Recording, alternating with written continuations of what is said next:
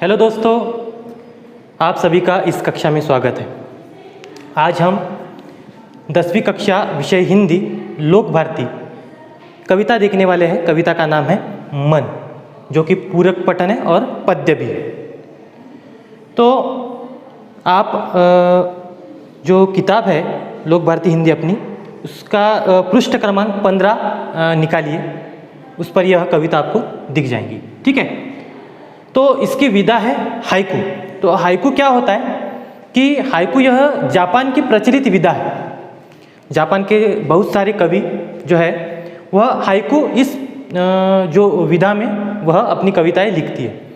Haiku की विशेषता क्या है? तो हाइकू में 3 पंक्तियां होती है। ठीक है, तो पहली पंक्ति में 5 अक्षर होते हैं। ठीक है, दूसरे में 7 और तीसरे में वापस से 5, कुल मिला के हो गए 17। ठीक है, तो 5 है क्या? तो देखिए 1 2 3 4 5। उसके बाद इसमें 7 है क्या? तो देखिए 1 2 2 3 4 5 6 7। ठीक है, वापस 5 है क्या? तो देखिए 1 2 3 4 5।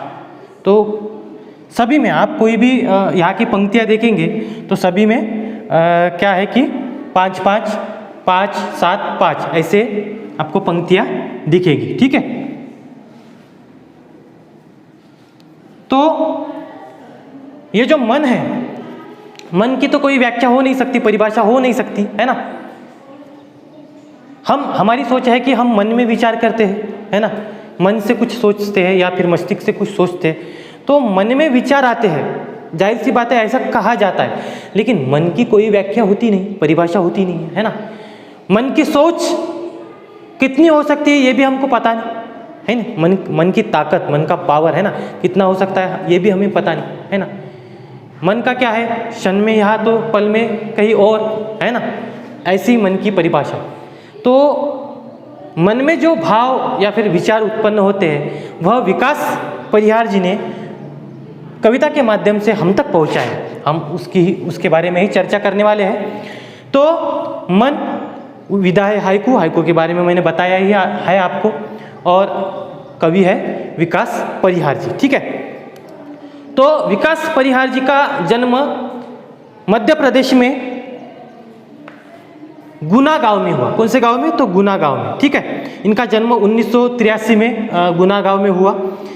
विकास आप 2000 से लेकर 2006 तक वायुसेना में इन्होंने सेवा दी है।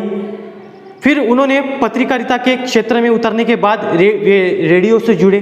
उसके बाद साहित्य में विशेष रुचि होने के कारण आप नाट्य गतिविधियों से भी जुड़े हुए हैं। तो यह विकास परिहार जी, इनकी कविता हम आज देखने वाले हैं।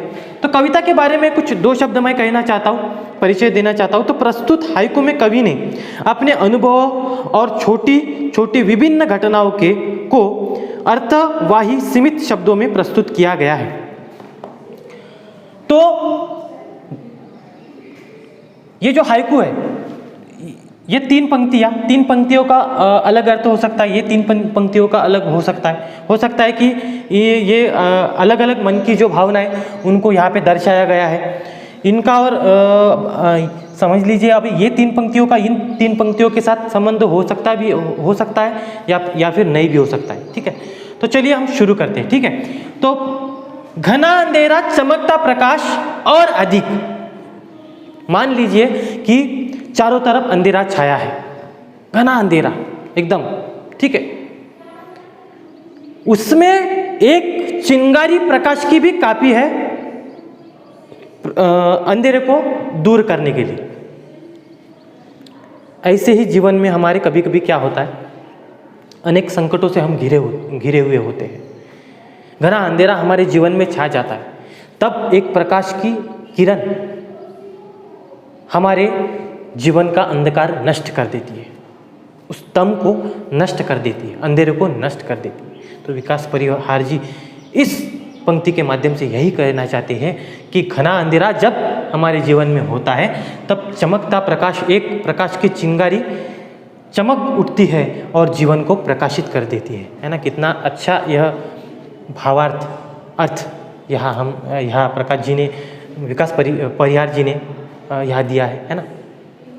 आगे बढ़ते हुए, करते जाओ पाने की मत सोचो जीवन सार, कर्म कर फल की इच्छा मत कर। कर्म करो, अच्छे कर्म करो, तो जाहिर सी बात है कि उसका जो फल है वह अच्छा ही रहेगा, है ना। कुछ लोग सोचते हैं, क्या सोचते हैं, तो मुझे जल्दी कुछ मिलना चाहिए, या फिर हेतु रखते हैं, कुछ करने की इच्छा में हेतु रखते हैं। तो हेतु मत रखो, आप मेहनत और लगन से अपना कार्य करो, आपको निश्चित स्वरूप से एक दिन क्या होगा कि फल मिलेगा, यानी कि आपको उस कर्म का, उस काम का फल मिलेगा, जो भी है आपको मिल जाएगा। तो कदापि निराश मत होइए, अपने जीवन में अपना जीवन आनंदमय रखिए, आपको जो चाहिए वह हमेशा मिलेगा। 10वीं कक्षा का भी अभी ये रिजल्ट आया है ना। कुछ लोगों ने परिश्रम किया होगा तो उनको अच्छे गुण प्राप्त हुए, कुछ लोगों को ना भी मिले हों, तो निराश होने की ज़रूरत नहीं है, आगे और अवसर मिलेंगे, है ना। तो उनमें आप अगर परिश्रम करते हैं तो आपको निश्चित स्वरूप से फल मिलेगा। जीवन नैया मजेदार में डोले, संभाले कौन? ठीक है, तो समझ लीजिए एक नदी है, नदी में आपकी नैया है, आप उस नैया में सवारे हैं, उस नैया में बैठे हुए हैं, और मज़ेदार यानी कि दोनों जो ये है कगार के बीच में जो पानी बहता है उसे कहते हैं मज़ेदार, यानी कि बीच वाली नदी की धार, यानी कि मज़ेदार। तो आपकी नैया, आपकी नौका बीचों बीच नदी के बह रही है, और कैसे बह रही है कि उसका जो बैलेंस है, कंट्रोल है, वो आपके हाथ में नहीं है, वो इधर उधर बह रही है, संभावना है गिरने की, डूबने की। तो इस परिस्थिति में आपकी मदद करने के लिए कौन आएगा? बताइए कौन आएगा? कोई और आएगा क्या? नहीं आएगा। आपको ही उस नैया को, डगमगाती हुई नैया को आपको ही संभालना पड़ेगा, आपको ही उसका हल निकालना पड़ेगा, कोई मदद के लिए नहीं आएगा। इतना ध्यान में रखिए, हमें खुद की मदद खुद ही करनी चाहिए, करनी होती है और चाहिए भी, है ना।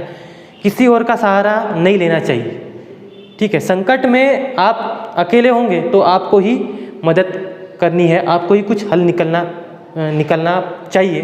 ठंडे दिमाग से अगर सोचते हैं तो कुछ ना कुछ हल निकलता ही है, ठीक है। ये उसका अर्थ हो जाएगा। उसके बाद रंग बिरंगे रंग संग लेकर आया फागुन। फागुन महीना यानी कि बसंत में क्या होता है कि धरती, ये जो प्रकृति है, रंग बिरंगे फूलों से खिली हुई होती है ना। आप अगर कहीं जाएंगे जंगल एरिया से, रास्ते से खेत खलिहानों में भी जाएंगे तो आपको क्या दिखेगा कि धरती पुलक प्रकट तो कर ही रही है, लेकिन रंग बिरंगे फूल आपको दिखाई देंगे। इसी ऋतु की एक विशेषता है कि होली इसी ऋतु में आती है ना। तो पहले क्या करते थे हम जब छोटे थे, तो जाहिर सी बात है कि रंग नहीं होते थे, है ना। तो जो पलाश के पेड़ है, पलाश के पेड़ को इस मौसम में बहुत ही रंग बिरंगे केसरी रंग के फूल लगते हैं। तो उन केसरी रंगों के फूलों को हम इकट्ठा करते थे, उसको कूटते थे और फिर कपड़े से छानते थे, तो उसमें से एक रंग निकलता था, और फिर वह एकदम प्राकृतिक रंग वह हम होली में इस्तेमाल करते थे। उस रंग से हमें हमारे जो त्वचा है उसको भी कुछ नहीं होता था, वह एकदम नैसर्गिक रंग हुआ करते थे, ठीक है। तो रंग बिरंगे रंग संग लेकर आया फागुन। फागुन महीने में, बसंत ऋतु में बहुत ही प्यारा यह प्राकृतिक रंग हमें प्रकृति का दिखाई देता है। रंग बिरंगे फूल भी हमें खिलखिलाते हुए दिखते हैं, ठीक है। या देखिए, कांटों के बीच, विकास परिहार जी कहते हैं कि कांटों के बीच खिलखिलाता फूल देता प्रेरणा। आपने अगर कभी गुलाब का फूल देखा है तो वह आपको मालूम पड़ेगा कि वह कांटों के बीच वह फूल खिलता है। ठीक है, यहाँ पे मानव जीवन को अगर हम फूल से अगर इसकी तुलना करते हैं, समानता अगर इसकी करते हैं, तो हमारे चारों तरफ कुछ अच्छे विचारों के, कुछ बुरे विचारों को भी लोग रह सकते हैं। लेकिन हमें निराश न होकर हमें उनके बीच में भी खिलखिलाना है, हंसना है ना। हमारे स्वभाव से दूसरों का भी स्वभाव अच्छा करना चाहिए, ना कि उनके स्वभाव जैसा हमारा स्वभाव खराब करना चाहिए। गुलाब का फूल देखिए, यहाँ पे गुलाब का फूल, विकास परिहार जी गुलाब के फूल का उदाहरण देते हुए कहते हैं कि कांटों के बीच गुलाब का फूल कितना खिलखिलाता है, हंसता है, सुंदर दिखता है। अपनी सुंदरता कम करता है क्या? वो कांटे हैं, है ना, वह चुभते हैं, तो वह निराश हो जाता है? कभी नहीं, कदापि नहीं। वो जीना छोड़ देता है? नहीं, वह और खिलखिलाता है ना। तो ये उसका अर्थ हो जाए। आगे, खारे जल से धुल गए विषाद, मन हुआ पावन। हम यहाँ तक देख चुके हैं, अब हम इस पंक्तियों पर आए हैं। माफ कीजिए, ये छूट गया हमारा, तो इसका हुआ यह अर्थ, अभी इसका देखेंगे हम। ठीक है, तो भीतरी कुंठा आंखों के द्वार से आई बाहर। ठीक है, तो विकास परिहार जी इस पंक्ति के माध्यम से क्या कहना चाहते हैं कि भीतरी कुंठा यानी देखिए भीतरी निराशा। ठीक है, तो जो हमारे मन की जो निराशा है, मन के अंदर जो भावना है, निराशमय भावना जो है, वह आंखों से बह जाती है। दुख जो है ना हमारा, आंखों से बह जाता है ना। तो भीतरी कुंठा आंखों के द्वार से आई बाहर, है ना। हम रोते क्यों है? तो रोते इसलिए है क्योंकि हमारे मन में दुख की भावना होती है, निराशा होती है, वह हमेशा आंखों से बाहर आती है और उसे बहने ही देना चाहिए, है ना। मन में नहीं रखना चाहिए उस भावना को, उसको बहने देना चाहिए। ठीक है, और फिर भीतरी कुंठा बाहर आने के बाद क्या हुआ? तो खारे जल से धुल गए विषाद, मन हुआ पावन। अब आंखों का जल वह खारा होता है ना। आपने अगर कभी उसको चखा होगा है ना, तो वह होता है खारा। तो खारे जल से धुल गए विषाद यानी क्या? तो मैंने यहाँ दिया है कि अभिलाषा पूरी न होने पर मन को होने वाला खेद या फिर दुख। ठीक है, तो मन में जितनी भी भावनाएं थी, जितनी भी अभिलाषा थी, जितने भी विषाद थे, वो सारे के सारे धुल गए। अब मन में कुछ भी नहीं बचा है, इसलिए विकास परिहार जी कहते हैं कि मन अब हो गया पावन, है ना, क्योंकि मन में कुछ भावना ही नहीं रही है, वह आंखों के माध्यम से, जल के माध्यम से बह गई है, इसलिए मन अभी प्रसन्न हुआ है, पावन हो गया है। अब उसमें कुछ बचा नहीं है। ठीक है, आगे क्या कह रहे हैं विकास परिहार जी इन पंक्तियों के माध्यम से? तो मृत्यु को जीना, जीवन विष पीना है जीजी विषा।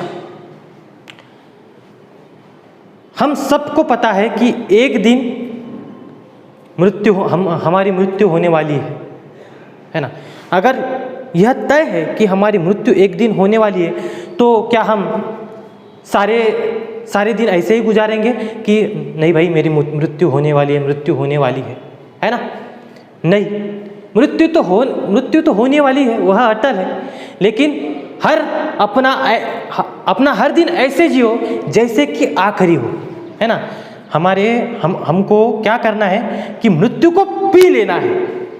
यस, मृत्यु को ही पी लेना है, यानी कि यह नहीं सोचना है कि मैं मरने वाला हूँ, मेरी मृत्यु होने वाली है, तो बल्कि हमको हमारे जीवन में संघर्ष करना है, डटे रहना है। आसक्ति देखिए कि जीजी विषय यानी कि जीवन के प्रति आसक्ति हमें आसक्ति से पेश आना है और जीवन में विष पीना, यानी कि मृत्यु का डटकर सामना करना है। इतना आप एक काम कीजिए, इतना आप स्क्रीनशॉट ले लीजिए, ठीक है।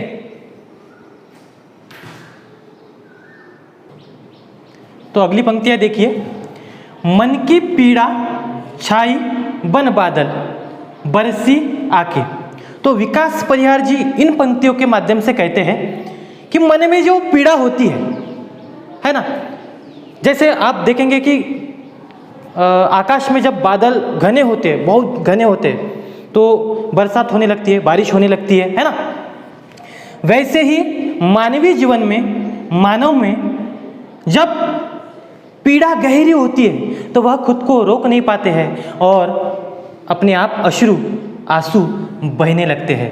मन की पीड़ा वह क्या होती है, तो वह मन की पीड़ा बादल रूपी पानी बनकर आंखों से बहने लगती है, बरसने लगती है। मन की पीड़ा छाई बन बादल बरसी आके, यह इसका भावार्थ हो सकता है। विकास परिहार जी आगे कहते हैं कि चलती 7 पटरियां रेल की फिर भी मौन।